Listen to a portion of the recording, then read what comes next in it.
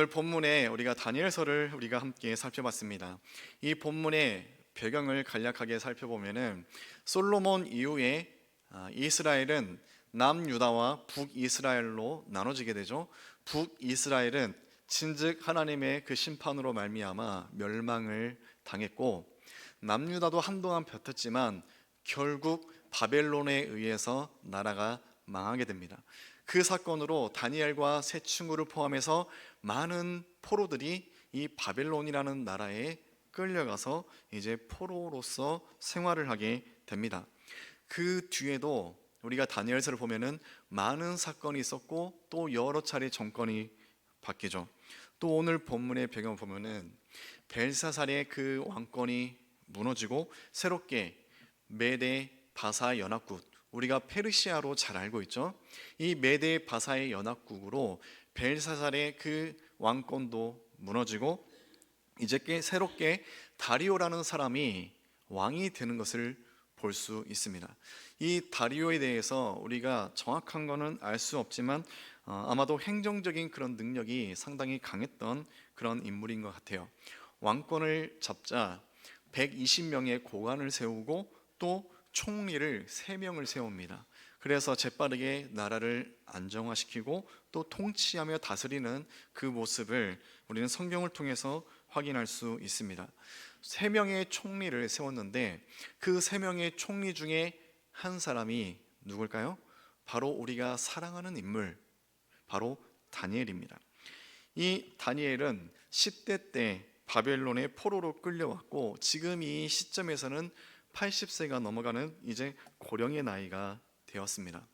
다니엘이 끌려온 이후로 수차례 정권이 바뀌고 이제는 나라도 바뀌어버리는 그런 환경 가운데 다니엘은 계속해서 어떤 상황 가운데서도 또 인정을 받고 계속해서 나라를 위해서 일을 하는 이 모습을 볼 수 있고, 또 우리가 읽지 않았지만 3절을 보면은 다니엘에 대해서 간략하게 평가하는 내용이 있습니다. 마음이 민첩하여 라고 다니엘을 그렇게 평가하는데, 이것을 그냥 원문으로 직역하면은 그의 안에 탁월한 영혼이 있었다, 그렇게 해석이 됩니다.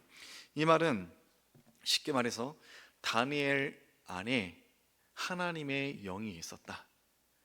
오늘날 우리가 더 쉽게 이해할 수 있는 것은 다니엘은 그 당시에 지혜와 또 청명함, 거기에 더해서 성령으로 정말로 충만한 그런 인물이었다. 그것을 지금 성경에서 보여주고 있습니다.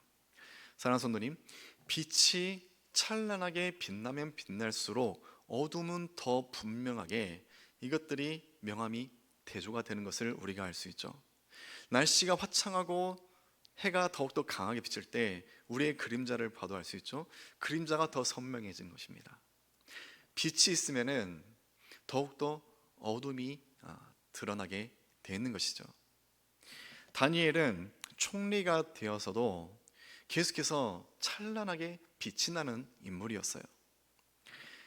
그와 함께 2명의 총리가 있고 또 120명의 고관이 지금 다니엘과 함께 있습니다. 그런데 이 사람들은 어떤 사람들일까요?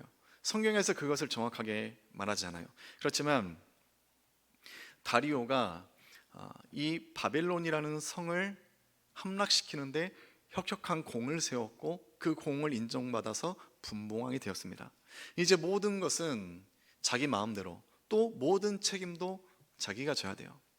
이 나라를 운영해 가는 데 있어서 그것이 쉽겠습니까? 결코 쉽지 않죠. 어떤 왕이든지 나라를 잘 운영하고 싶은 그런 마음은 당연한 것입니다. 이 다리오도 마찬가지죠. 그것을 위해서 120명의 고관과 3명의 총리를 세웠습니다. 여러분 같으면은 그런 상황에서 어떤 사람들을 세우겠습니까? 어떤 방식으로 그 중요한 자리에 신하들을 세우겠습니까?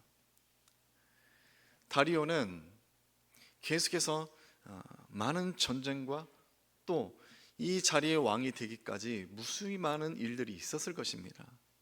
그런 상황 가운데 생사를 함께한, 생사고락을 함께한 그런 역전의 용사들이 이 다리오 왕 주변에 있을 것입니다. 그런 검증된 사람을 옆에 놓고 세우겠습니까? 아니면은 잘 알지 못하는 사람에게 이 귀중한 자리를 주겠습니까? 여러분들 같으면 어떻게 했습니까? 다리오도 마찬가지죠. 이건 뻔한 답이죠.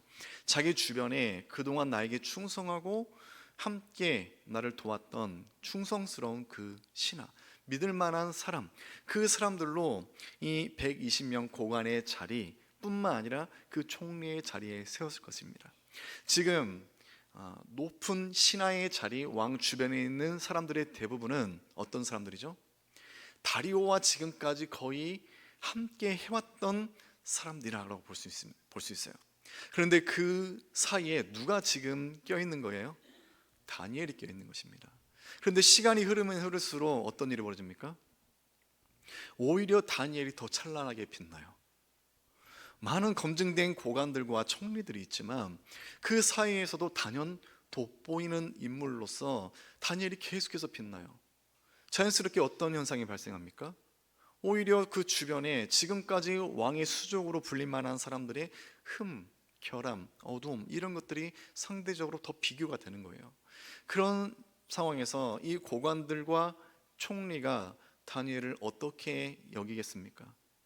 다니엘을 향한 시기, 악의, 이런 고관 사이에 그런 발생하는 크고 작은 그런 갈등, 이것들이 아마 끊이지 않았을 것이에요. 그런데 그런 상황 가운데에서 왕이 마치 끓는 기름에 물을 붓는 듯한 그런 사건이 발생하는데, 그것이 무엇이냐면은 다니엘을 너무나도 인정하고 사랑한 나머지 다니엘을 총리, 3명의 총리 중에서도 으뜸으로 모든 전국을 다스리게 하는 자로 왕 바로 밑에 1인 지하 만인 지상이라는 표현하죠. 그처럼 다니엘을 다른 두 총리보다 더 높이고자 마음먹습니다. 그리고 이 사실을 다른 신하들이 알게 됩니다. 그래서 그 시기심이 폭발하죠. 그래서 그 뒤로 다니엘을 잡아내리고자, 또 다니엘을 해하고 죽이고자 다니엘의 흠을 찾아요. 그런데 이들이 흠을 찾으면 찾을수록, 다니엘을 집중해서 보면 볼수록 아무 흠이 없는 다니엘의 모습을 발견해요. 그래서 결국 이들은 어떤 방법을 취합니까? 흠이 없으면 그 흠을 우리가 만들자. 그래서 만들어진 것이 바로 금령입니다. 이 금령이 무엇이냐면은 한시법이에요. 한시법은 계속해서 이어지는 법이 아니라 어떤 기간 안에만 유효한 법적 효력이 발생하는 기간을 갖고 있는 법을 말합니다. 그 한시법의 내용이 무엇입니까? 다리오 왕이 있고 다리오 왕 외에 그 어떤 사람이나 신에게 무엇이든지 구할 수 없다. 이것을 어기면은 사자굴에 던져져서 사자밥이 될 것이다. 이것이 바로 금령의 내용입니다. 왕의 입장에서는 내가 진실은 어떻든지 간에 지금 온 세상에 선포하는 것이죠. 내가 그 어떤 왕들보다 최고다. 다른 많은 세상의 신이 있지만 지금 이 순간 이 한 달만큼은 내가 다른 신들보다 우위에 있다. 그것을 느끼게 하는 법이 바로 이 한시법이에요. 이 금령의 내용이에요. 그리고 이 금령을 발휘하면서 그것으로 그냥 끝나는 것이 아니라 거기에 하나 더 안전장치를 채워놓습니다. 그것이 바로 메대 바사에 고치지 못하는 규례입니다. 쉽게 말해서 금령의 내용이 있고 그 금령의 내용을 절대적으로 지키게 하기 위해서 메대 바사에 절대로 고치지 않은 규례, 그 규례가 딱 적용이 되면은 이제 그 법은 비록 한시법이라고 할지라도 이것은 모든 백성들이 절대 타협할 수 없고 이걸 반드시 지켜야 되고, 그것을 어기면은 선처가 없습니다. 이것은 왕에게도 해당이 돼요. 왕도 이 메대 바사의 규례가 딱 적용되면은 왕까지도 그것을 반드시 지켜야 되는 법이 되어 버리는 것입니다. 신하들은 정말로 철두철미하게 철저하게 다니엘을 완벽하게 죽이기 위해서 이 올문을 준비합니다. 그리고 드디어 금령이 선포되었고, 이제 이 이후로 한 달 동안은 왕 외에 그 어떤 인간이나 신에게 절대로 구할 수 없게 되고 이것을 어길 시 사자밥이 될 것입니다. 다니엘이 비록 이 한시법이 발휘되고 이것이 시행되는 모든 과정 가운데서는 무력했지만 다니엘은 제국의 총리입니다. 뿐만 아니라 누구보다 총명하고 지혜로웠고 하나님의 영으로 가득한 충만했던 자가 다니엘이었기에 지금 이 한시법이 갖고 있는 이 악의적 본인을 향한 이 올무라는 거, 이 금령이 갖고 있는 문제점, 다니엘은 모르지 않았어요. 누구보다 이것을 잘 알고 있었어요. 그런 상황 가운데에서 다니엘은 두 가지를 선택할 수 있었을 것입니다. 금령에 따라서 한 달 동안에 내가 기도하지 않는 것, 아니면은 금령을 어기고 내가 해왔던 것처럼 기도하는 것. 이 두 가지 중에 하나를 선택해 볼 수 있을 것입니다. 그런데 제가 이 본문의 말씀을 계속해서 또 곱씹고 연구하고 이것을 생각하면서 불현듯 한 가지 질문을 저에게 던졌어요. 지금 상황을 보십시오.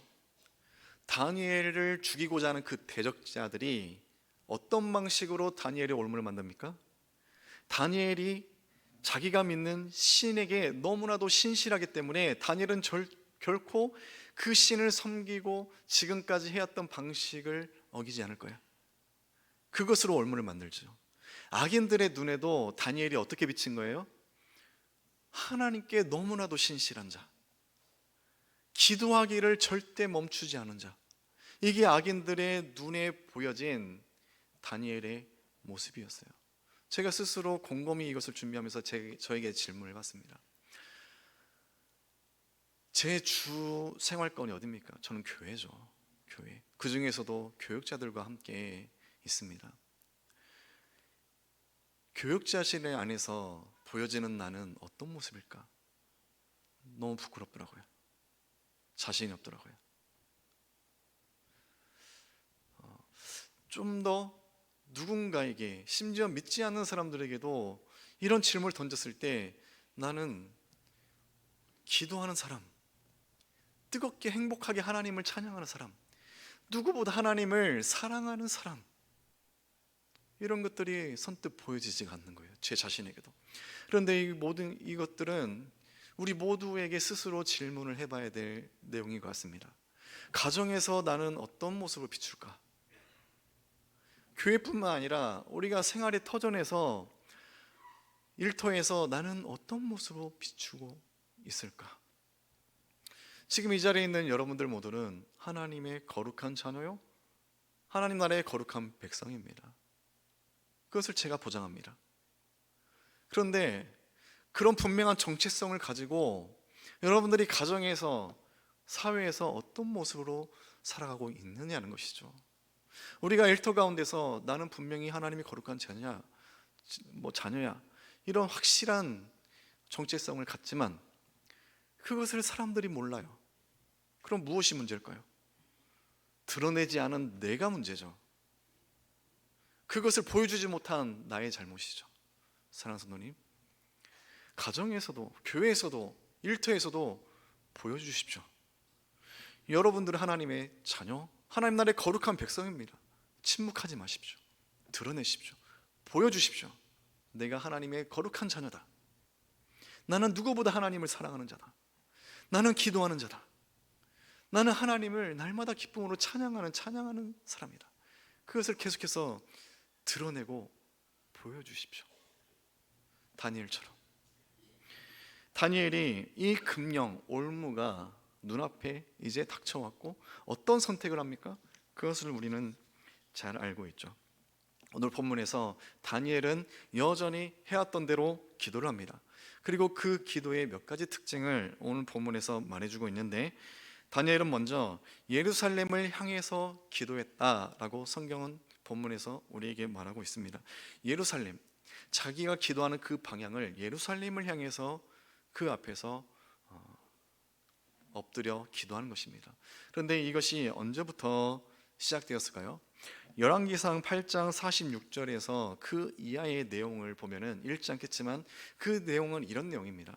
솔로몬 왕이 하나님 앞에 간구하는 내용인데, 훗날 우리 자손들이 하나님께 범죄하여 나라를 잃어버리고 이런 비참한 상황 가운데 빠졌을 때, 만약 그들이 다시 마음을 돌이켜서 예루살렘을 향해서 하나님께 기도하거든, 그 백성을 불쌍히 여겨 주십시오.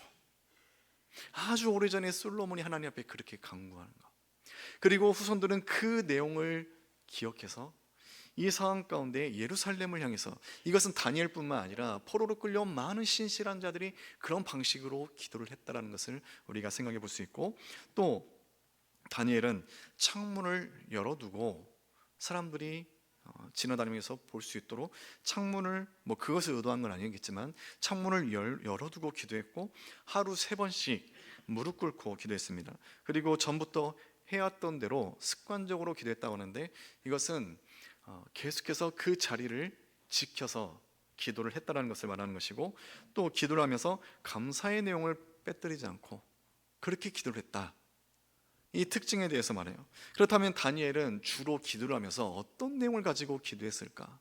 그것을 정확하게 알 수는 없지만 뒤에 9장 2절을 제가 읽어드리겠습니다. 곧 그 통치 원년에 나 다니엘이 책을 통해 여호와께서 말씀으로 선지자 예레미야에게 알려주신 그 연수를 깨달았나니 곧 예루살렘의 황폐함이 70년 만에 그치리라 하신 것이니라. 아멘. 다니엘은 어떤 사람입니까? 지금 이 제국의 총리예요. 남들이 평생토록 맛볼 수 없는 산의 진미, 그리고 고급 의복, 생활에 필요한 모든 것들을 호의호식하면서 충분히 살고 있었을 것입니다. 물론 사치는 하지 않았겠지만 충분히 부족함 없이 누리는 생활을 해왔을 것이에요. 어려서부터 왕궁에서 인정을 받고 그런 삶을 계속해서 해왔을 것이에요. 그런데 다니엘의 마음에는 무엇이 있었습니까? 민족을 향한 애통의 마음이 있었어요. 9장의 내용을 보면은 비로소 깨닫게 된 거예요. 우리 이 포로 기간이 하나님이 정해주신 기한이 있었다. 그 기한이 지나면 우리는 다시 해방이 될 것이다. 얼마나 이것을 가지고 애타게 연구하고 기도했는지 모릅니다. 다니엘은 비록 자신은 남부럽지 않게 잘 살고 있었지만 그것을 누리지 않았어요. 마음 가운데는 항상 불편함과 아픔 가운데 민족을 위해서 기도했던 인물이 바로 이 다니엘이었습니다. 다시 본문의 상황을 보면은 다니엘은 금령이 선포가 되었어요. 그런데도 불구하고 민족을 위해서 또 내가 필요한 그 기도를 하는 것을 쉬지 않고 이전처럼 해왔던 그 방식 그대로 기도하는 모습이 오늘 본문에서 우리가 확인할 수 있고, 결국 그 모습이 대적자들에게 발각이 됩니다. 11절을 보면은 그 무리들이 모여서 다니엘이 자기 하나님 앞에 기도하며 간구하는 것을 발견했다라고 합니다. 그런데 여러분, 금령이 왜 세워졌습니까? 누구에게든지 기도하지 못한다, 왕 외에는. 이 금령이 왜 세워졌습니까? 다니엘을 겨냥해서 세워진 법이잖아요. 자연스럽게 다니엘이 기도를 하는지 안 하는지 그것을 감시하는 세력이 있겠습니까? 없겠습니까? 이 무리들 바로 그런 세력이에요. 창문을 열어놓고 기도했기 때문에 지나가는 사람에게 우연히 기도하는 모습이 발견이 됐다, 그런 상황이 아니라 대적자들이 감시를 했고 결국 기도하는 모습이 대적자들의 눈에 발견이 됐다. 우리가 그렇게 이해를 하면 됩니다. 이 대적자들은, 이 무리는 다니엘이 기도하는 것을 목격하고 그 뒤에 어떤 행동을 취합니까? 12절을 보면은 바로 왕 앞에 달려갑니다. 왕 앞에 달려가서 다니엘을 고소합니다. 그런데 12절과 또 13절의 내용을 보면은 이 고소하는 자들의 그 방식이 얼마나 악의적이고 악함에 지혜로운지 그걸 우리가 알 수 있어요. 너무나도 비열한 고소자의 그 방식이 나오는데, 그 내용을 보면은 먼저 왕에게 대뜸 다니엘이 금령을 어겼습니다, 이렇게 말하잖아요. 먼저 왕에게 대화를 통해서 금령의 내용을 다시금 상기하게 합니다. 왕 스스로도 금령을 어긴 자는 반드시 사자굴에 죽게 될 것이다, 그것을 다시 왕의 입에서 나오게끔 만들어요. 그리고 그 뒤에서야 비로소 다니엘에 대해서 말하는데, 다니엘을 총리 다니엘이라고 말하지 않아요. 심지어 그냥 다니엘이라고도 말하지 않아요. 어떻게 말합니까? 최대한 악의적으로 왕에게 안 좋은 느낌을 받게 합니다. 포로 출신이었던 유배자, 이전에 포로로 끌려왔었고 지금도 또 다른 포로의 신분에 있는 다니엘, 이것은 뭡니까? 왕 당신과 생사를 넘나들었던 당신의 충성스러운 끝까지 믿을 만한 신하들은 우리고, 이 다니엘은 포로였던 정말 하찮은 사람, 언제든지 왕을 실망시킬 수 있고 왕의 뒤통수를 칠 수 있는 왕의 사람이 아닌 그런 느낌을 받도록 그렇게 소개합니다. 이 기법은 정말로 악의적인데 어떤 사건을 최대한 안 좋게 보이게 만드는 그런 방식을 사용해서 다니엘을 왕 앞에 고발하는 그런 모습을 우리는 볼 수 있습니다. 그리고 이 고발자의 이 소리를 듣고 정말로 심각하게 고민하는 왕의 모습이 나옵니다. 그렇지만 우리가 한 가지 알아야 할 게 있어요. 왕은 다니엘의 이 고발의 소식을 듣고 다니엘을 위해서 정말로 심각하게 고민을 합니다. 왜요? 다니엘 정말로 진심으로 아끼거든요. 사랑하거든요. 어떻게든 다니엘을 살리고 싶은 거예요. 처벌하고 싶지가 않은 거예요. 그런데 여러분, 우리가 알아야 될 게 무엇이냐면은 이 금령 자체가 다니엘을 죽이고자 그 신하들이 만들어준 것이에요. 그건 분명해요. 그렇지만 이 법이 어떻게 해서 완성이 되고 실행이 됩니까? 왕의 교만으로 실행이 된 거예요. 그 내용이 무엇입니까? 누구보다 왕이 으뜸입니다. 신들보다 왕이 더 으뜸입니다. 이게 그 내용이잖아요. 왕의 이 교만 때문에 결국 왕의 도장을 찍은 거예요. 그래서 이 금령, 다니엘을 죽이고자 하는 이 함시법, 올무, 이것이 이제 실행이 될 수 있었던 것이에요. 지금 이 상황을 예측하지 못하겠지만 결국은 왕의 선택으로 인해서 다니엘은 죽을 위기에 처해 있고, 왕은 어떻게든 다니엘을 살리고자 그것을 고민합니다. 얼마나 이 번민에 빠졌든지 성경에서는 하루가 그냥 훌쩍 흘러가 버린 것처럼 그렇게 묘사하고 있는 것을 우리가 볼 수 있습니다.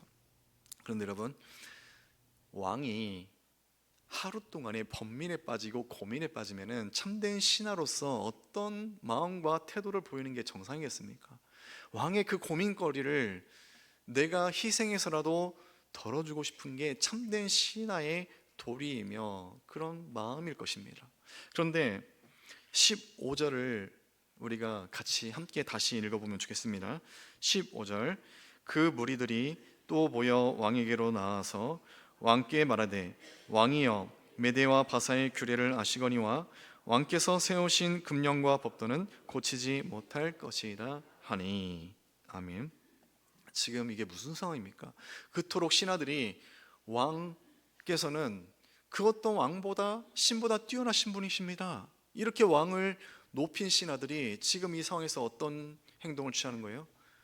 당신도 이 메데바사의 규례를 어길 수 없습니다. 결코 당신이 사랑하는 다니엘을 살릴 수 없습니다. 더 이상 시간 끌지 말고 빨리 명령하십시오. 지금 왕을 감히 압박을 하고 있는 이 신하들의 정말 무례한 그런 모습을 우리가 볼 수 있습니다. 이 압박, 그리고 왕이 스스로 생각해도 도무지 방법이 없습니다. 그래서 결국 다니엘을 사자굴에 넣어라, 왕은 그렇게 명령하는 것을 우리가 이제 성경에서 볼 수 있죠. 오늘 이 사건을 통해서 우리는 한 가지 진지하게 고민해 봐야 될 것이 있습니다. 지금 사자굴에 던져진, 위기에 빠진 다니엘의 그 위기는 어디서부터 비롯되었는가? 다니엘의 위기는 분명히 금령, 그것을 어김으로 인해서 이 위기가 왔습니다. 그렇지만 좀 더 자세히 우리가 살펴보면은 다니엘의 이 위기는 기도하기를 선택한 자신의 선택에 의해서 지금 이 위기가 발생한 것이다 라고 볼 수 있어요. 그렇다면은 왜 다니엘은 이 모든 것이 자신을 향한 올무임을 알면서도, 또 죽을 줄 알면서도 왜 기도하는 것을 선택했을까? 왜 다니엘은 죽을 거 알면서도 기도했을까? 그 이유가 무엇인가? 우리가 몇 가지 생각해 볼 수 있습니다. 다니엘은 오늘 특징에 대해서 말했듯이 하루 3번씩 예루살렘을 향해서 또 엎드려서 또 습관적으로, 다니엘의 기도가 거룩한 습관인가? 하나님과 나 사이에 있는, 내가 하나님을 사랑한 만큼 내가 결단해서 습관처럼 반드시 지켜야 되는 거룩한 습관, 내가 목이 칼이 들어와도 하나님 앞에 이 태도는 내가 고치지 않을 것이다, 그런 분명한 그런 다짐에 의해서 이 위기가 왔는가? 그렇다면 오늘 메시지는 다니엘의 신실성이 되어야 될 것입니다. 우리도 신실해야 됩니다. 제가 이렇게 말할 것입니다. 그런데 조금 부족하게 느껴집니다. 그렇다면 왜 다니엘은 목숨을 걸고 기도했을까? 우리가 또 성경에 사랑하는 인물 에스더, 이 에스더는 민족을 구원하기 위해서 죽을 줄 알면서도 왕 앞에 나아갑니다. 그리고 민족을 위해서 호소합니다. 마치 에스더의 민족을 사랑해서 목숨을 내어놓는 그 숭고한 모습처럼 민족의 자유를 위해서 다니엘이 그런 마음으로 죽을 거 뻔히 알면서 기도했는가? 물론 이 메시지도 너무나도 훌륭합니다. 첫 번째도 그렇고 두 번째도 그렇고 다 좋아요. 너무 훌륭해요. 그렇지만 부족합니다. 다니엘이 기도한 이유에 대해서 계속해서 앞에서부터 다니엘서를 봐왔던 사람들이라면 그게 그 이유라고 조금 의구심을 가질 수 있어요. 왜 다니엘이 죽을 거 뻔히 알면서 기도했을까? 다니엘의 기도가, 목숨을 건 다니엘의 기도가 어떤 의미를 갖고 있는가? 그것을 알려면은 다니엘서 전체의 흐름을 알아야 돼요. 다니엘서 전체는 앞에서부터 말합니다. 남유다가 바벨론에 멸망하고 성전의 귀한 보물들, 집기들을 다 빼앗깁니다. 그때 하나님 뭐라고 말씀하십니까? 내가 다만 얼마를 내어준 것이다. 세상 사람들은, 심지어 이스라엘 백성들도 우리 하나님이 졌다, 절망 가운데 패배감에 빠져 있었어요. 그런데 하나님의 말씀은 뭡니까? 내가 다만 얼마를 넘긴 것이다. 그 뒤에 느부갓네살 왕이 나오죠. 느부갓네살 왕이 금신상의 꿈을 꾸고 두려움과 번민에 빠집니다. 그것을 해석하신 분이 누구십니까? 그 꿈을 두신 분이 누구십니까? 느부갓네살, 그 위대한 왕이 수광병에 걸려서 짐승처럼 들판을 띄우는 게, 그 기간도 누가 정해 주셨습니까? 하나님이 정하셨습니다. 이후에 벨사살의 모든 상황까지 다니엘에서 우리에게 계속해서 부르짖는 메시지, 중요한 메시지가 몇 가지가 있지만 그 중에서 중요한 한 가지가 무엇이냐면은, 진정한 역사의 주관자는 세상 왕이 아니다, 하나님이시다. 이 세상은 왕의 통치에 의해서 좌지우지 되는 것처럼 보이고 역사도 그렇게 흘러가는 것처럼 보이지만 아니다. 진정한 왕은 오직 우리 하나님이시다. 그것이 다니엘서에서 계속해서 일관되게 우리에게 주는 메시지입니다. 오늘 다니엘은 왜 죽을 거 알면서 기도했을까요? 아마 다니엘이 그 당시에 한 달 정도 하나님 아시죠? 하고 기도 안 했다면은 하나님이 그걸 가지고 다니엘을 책망하지 않으셨을 거예요. 우리가 하나님 알잖아요. 하나님 절대 다니엘 그거 가지고 책망하지 않으셨을 거예요. 그거 다니엘도 잘 알 거예요.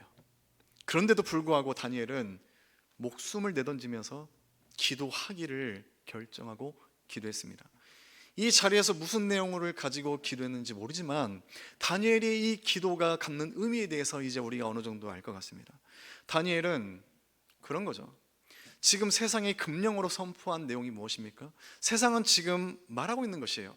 그것이 진실이든지 아니든지 세상은 분명하게 다리오가 진정한 왕이고 다리오가 신들보다 으뜸이다. 세상은 그것을 선포하고 모든 사람들이 그것을 인정하라. 지금 세상이 말하는 것이 그거예요. 그런 상황 가운데에서 다니엘은 자신은 비록 미약하지만 자신이 힘써 싸운다고 해도 변하는 거 아무것도 없을 거라고 알지만 그래도 다니엘은 가만히 있을 수 없는 것이에요. 다니엘은 잠잠히 하던 대로 기도하면서 이 세상을 향해서 선포하는 것입니다. 부르짖는 것입니다. 다니엘의 소리를 잘 들어보십시오. 진정한 왕은 다리오가 아니다. 진정한 왕은 하나님이시다.